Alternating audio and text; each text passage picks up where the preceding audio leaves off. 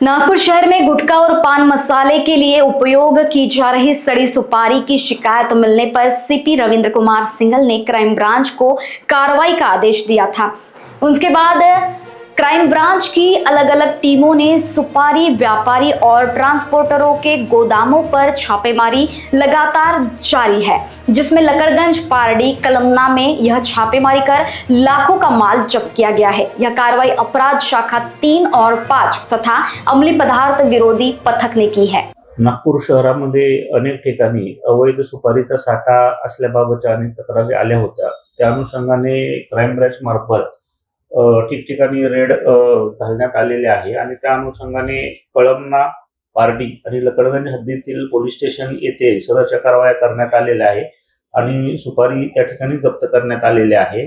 अन्न व औषध प्रशासनाच्या मदतीने इथून पुढची कारवाई आता करण्यात येणार आहे आणि त्यांना सुद्धा आम्ही बोलवून पुढील कारवाई आता सुरू करण्यात आलेली आहे। साधारण कळमनाच्या हद्दीमध्ये 2 ठिकाणी कारवाई करण्यात आलेली आहे। जवळजवळ 17,65,000चा मुद्देमाल त्या ठिकाणी जप्त करण्यात आलेला आहे। त्याचबरोबर लकडगंजमध्ये सुद्धा कारवाई करून 8,80,000चा मुद्देमाल जप्त करण्यात आलेला आहे।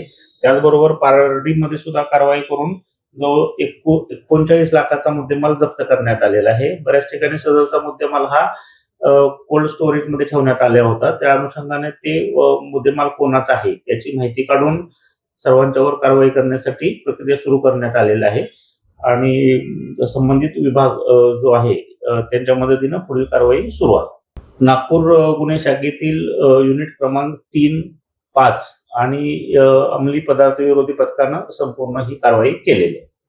लोकवाहिनी न्यूज के लिए विशाल बंबड़वार, नागपुर।